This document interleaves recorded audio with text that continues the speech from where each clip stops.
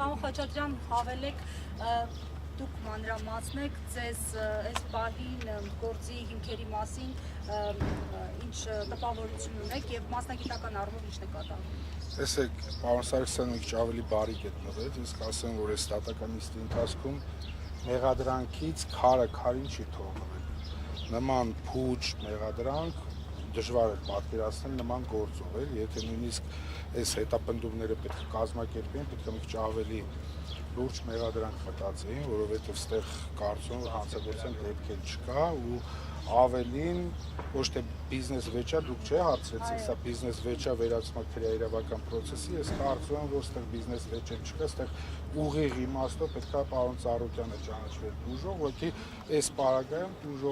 տուժողին տրվել է մեղադրյալի կարգավիճակ։ Պարոն Խաչատրյան, մեկ դեպքի մասով այլ կառույցներում, կազմակերպություններում խոզարկությունները ինչով են հիմնավորել։ Չէ, այստեղ չեն կարող ասել, որ մեկ դեպքի, ուղղակի այստեղ շատ կարևոր է հենց պարոն Սարգսյանի ասածով, որ այս քաղաքական հետապնդումների, ֆոնին տարբեր գործերով բոլոր գործերը ակտիվացան մեկ օրում։ Նույնիսկ 2020 թվականին ինչ-որ Կոտայքի քննչականում քննվող գործով էր ակտիվացան, 19 թվականի գործով հարուցված ակտիվացան, 20 թվականի գործով, այսինքն հենց կարևոր է արձանագրել այդ հանգամանքը, որ բոլոր գործերը ակտիվացան մեկ օրում։ Դե ով կպատասխանի մեզ ինչու։ Բոլորն ասում են մենք հիմա զբաղված ենք, բոլորն ասում են մենք հիմա զբաղված ենք զուտ իրավական process-ներով, մնացած դատողությունները թողնում եմ ձեզ, մենք կզարմանայինք, որ այլ կերպ մեկնաբանեին,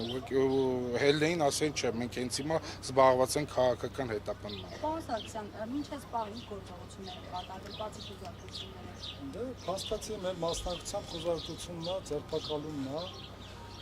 եւ նաեւ ասկալանքի միջնորդությունն է։ Այսինքն որպես այդպեսին իրենք բազմաթիվ գործողություններ ունեին անելու հատուկ չի կատարվել, որովհետև ինչ անում են, երկվում է մեղադրանքը։ Նոր է դատանում մեկ այլ անձի ցուցմունք պահանջեցին, ներկայացրեցին եւ ամբողջությամբ նորից մեղադրանքը հետ։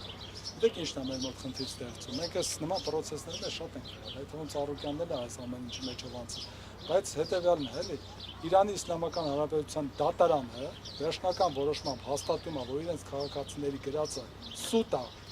որ այստեղ խարդախության հանցակաց չկա, սովորական գործավար հարաբերությունները, Հայաստան Հանրապետության իրավապահ համակարգը ասում է չէ, նույնը հանցագործություն է, խարդախություն է, եւ այդ պարագայում, երբ որ նաեւ կա նրանց դեմ տրված հաղորդում, դա ընթաց չեն տալիս, սովորական վիճակով սա շատ դանդաղ քննություն է, սա մի օրում, երկու օրում sense հրատապ քննությունով, այսինքն ակնհայտել որ առիթ էր պետք Ծառուկյանին կալանավորելու համար, ձերբակալելու համար ինչ արվեց, այսքան։ Միջանյութ այս մի օրում այս քննությունը sense որ կատարվում է զուտ մի բանի համար, որպես պարոն Ծառուկյանին բերեն դատարան ու պարտադիր ունենան կալանքի որոշում, որովհետև հիմա կազմված է քննչական խումբ,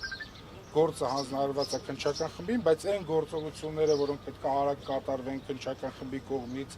ասենց օպերատիվ կատարվեն, որ օբյեկտիվ իրականությունը մի քայլ շուտ բացահայտվի, որ այդ գործողությունները, որը որ պետք է հրատապ կատարվի, չի կատարում, որ հիմա դատարանում գան մեր գործընկերները, պնդեն, որ դեռ նախնական փուլ է, ժամանակ է պետք, որ այս անենք, այն անենք, որ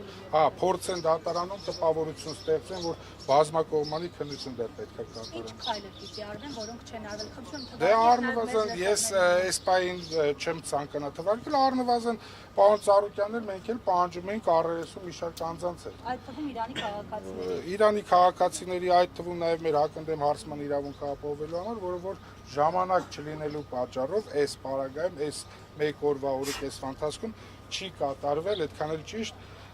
որովհետև ըստ էության, բայց քննչական խումբ էր գործում, կարող են այդ բոլորը կատարել հենց ընդամենը ժամերի ընթացքում։ Այս պահին չեմ կարող թիվ ասել, բայց քննչական խումբ